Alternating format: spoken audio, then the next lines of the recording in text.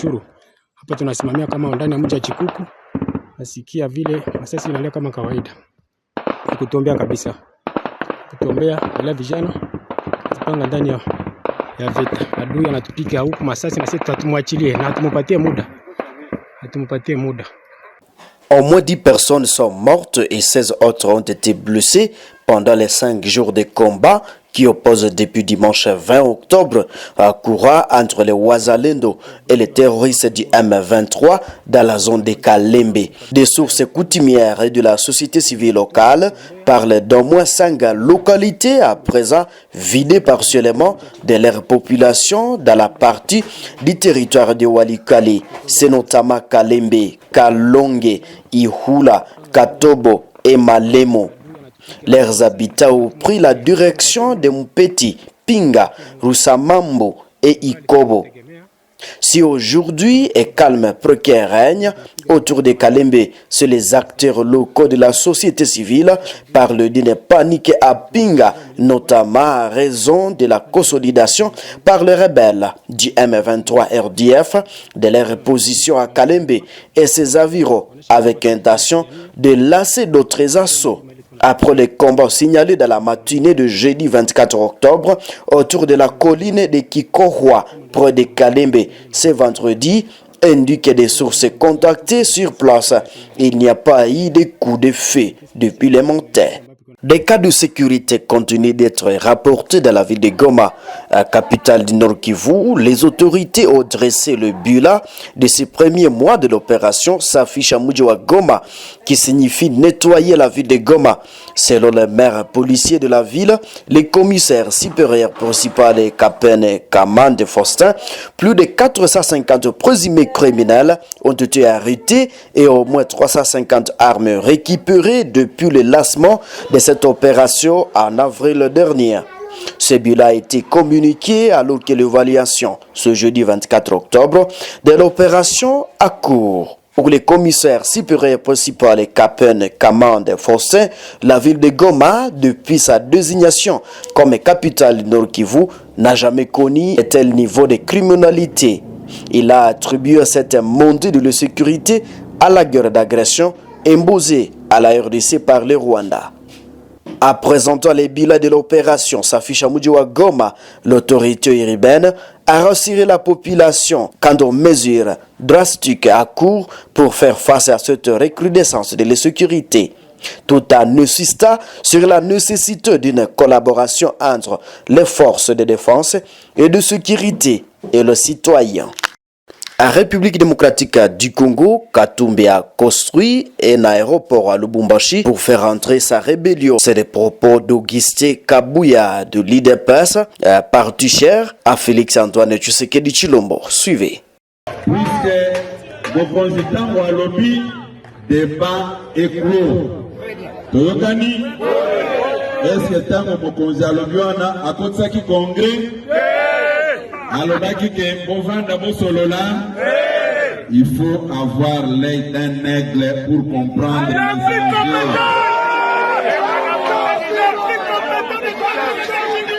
IDPS viva! IDPS viva! Hello, nayoki batu balingi ko dénaturer propos ya mokonzi ya mboka.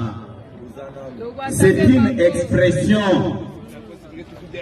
Le chef de l'État n'a pas qualifié les opposants comme étant des manjans ou batbazanga misolo ou bien biloko ya kolia. Tango alobi ke ba opposant yanzala, c'est une expression. Ezandenge naza koloba boye. Soki nalina akile adversaire nangai.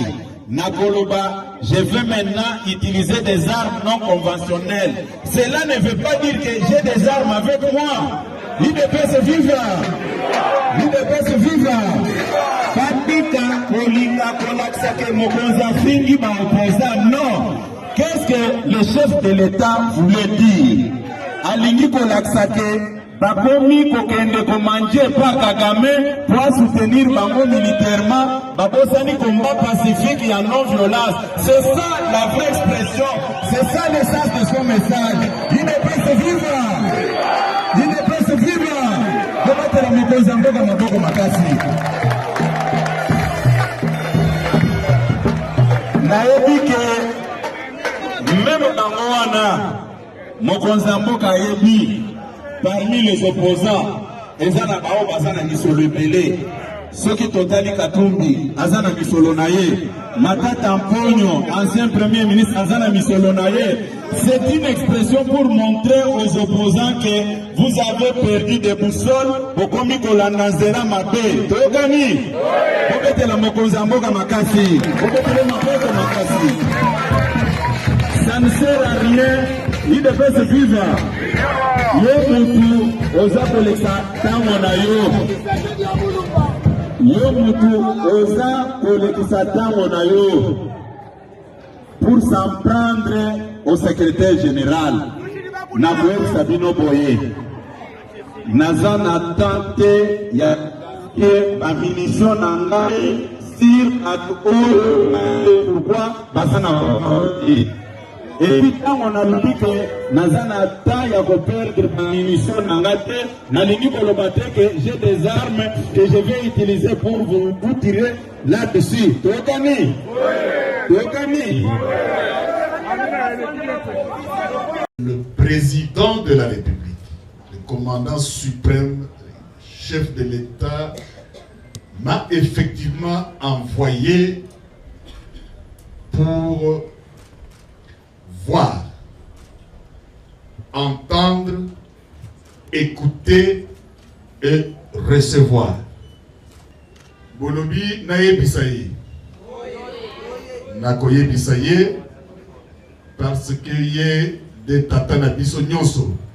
RCA, ça veut dire ration convertie en argent.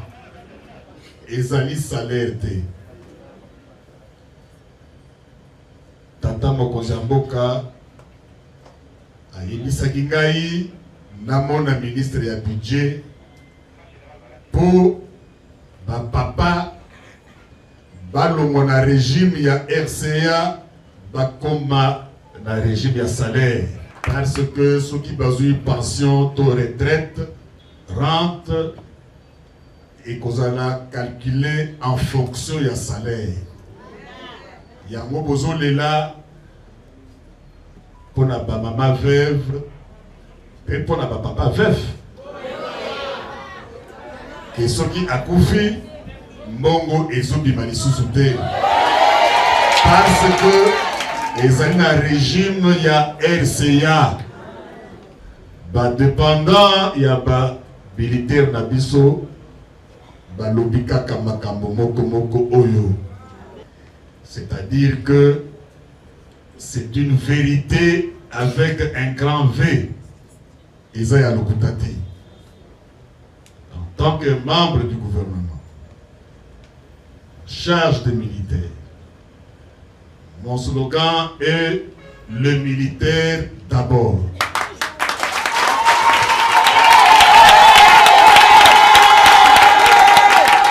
En même temps, les alipés devises, les alipés contrats que je signais contre moi-même.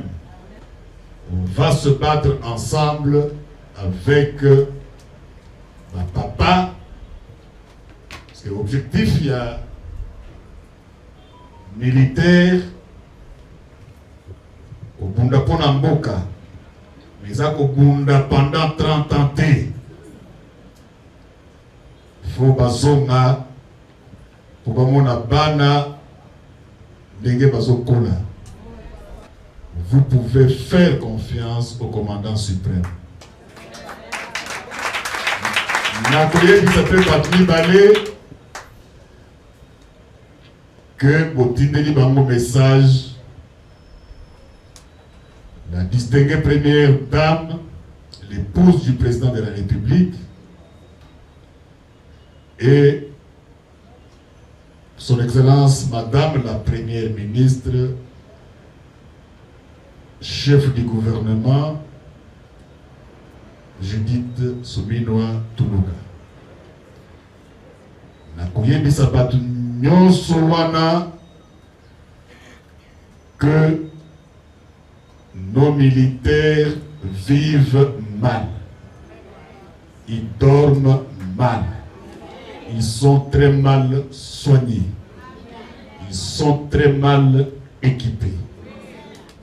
Tunapikia aksanti chef de l'État, commandant suprême Félix Antoine Tshisekedi. Il est alipenda vice-premier ministre en charge ya défense ula nangalia mambo ya wasoda akuye kwa kuona marealite. Na yeye anasema sitatembea mimi mwenyewe, tatembea na wewe gouverneur. Juu ya kusema kaji kumunene ni pouvoir central, mais lakini na shie comme gouvernement provincial tutasaidia. Parce que sécurité il est ba militaire va assurer, ba bénéficiaire ni shie munasema na ba député na population yote mjini. Alors tuliona hôpital kama chef aliniautorize tuyenge hôpital offre à province na morgue coulé kama chef alautorisé. Le service de sécurité du Lualaba a mis aux arrêts une bande de malfrats présentée ce jeudi 24 octobre à la gouverneure Fifi Masuka à l'hôtel du gouvernement. Ces présumés malfrats se faisaient passer pour des missionnaires de l'État. Ils ont été accusés d'avoir séquestré des ressortissants chinois, en prétendant agir au nom du gouvernement de la République pour percevoir une taxe sur les étrangers. La gouverneure a exprimé sa profonde gratitude envers toutes les équipes impliquées dans cette opération, soulignant leur détermination à protéger la population, a martelé Fifi Masuka. Pour décourager de tels cas, elle a par ailleurs promis de les mettre à la disposition de la justice afin de les punir conformément à la loi. Du président de la République a porté cette fois-ci sur la nécessité de capter les fonds du Global Gateway. Le président de la République tient à repositionner la République démocratique du Congo comme une destination stratégique pour les investissements étrangers en exploitant pleinement notre potentiel agricole, nos vastes ressources naturelles et notre position géographique centrale au cœur du continent africain. Pour atteindre cet objectif, il est impératif de booster la compétitivité de notre économie en améliorant notre gouvernance par le renforcement du cadre institutionnel. Des réformes profondes sont donc nécessaires. Il s'agit non seulement de poursuivre les efforts d'amélioration du climat des affaires, mais aussi de garantir la sécurité des investissements, de renforcer la lutte contre la corruption et de stabiliser la partie est du pays, une région dont la pacification demeure une condition indispensable pour un développement harmonieux. L'initiative du Global Gateway, qui vise à renforcer l'offre européenne vis-à-vis des partenaires en finançant des projets dans les pays en développement, s'avère donc être une opportunité à capitaliser. Au cours du Rebranding Africa Forum, tenu à Bruxelles du 17 au 19 octobre 2024, auquel la Première ministre a pris part, l'Union européenne a réaffirmé la disponibilité des fonds à hauteur de 150 milliards d'euros destinés aux projets sur les continents africains, au nombre desquels figure le projet du corridor de Lobito. Dans les buts de capter ces ressources, le président de la République a engagé le ministre du Commerce extérieur, sous la supervision de la Première ministre, à mettre immédiatement en place une task force spéciale en réponse à cette offre de Global Gateway et sur l'attractivité économique des investissements européens, composée des experts de la présidence de la République, de la primature, des ministères de l'économie, du plan des affaires étrangères, des infrastructures, des finances, ainsi que de partenaires privés et des experts tant nationaux qu'internationaux. Cette task force aura entre autres mission de réfléchir sur des mécanismes qui nous permettront de mieux nous positionner face à cette opportunité qu'offre le projet de l'initiative Global Gateway, de réfléchir sur des solutions à mettre en place face aux obstacles actuels à l'investissement et de faire des propositions idoines et efficace en lien direct avec des initiatives qui sont déjà en cours.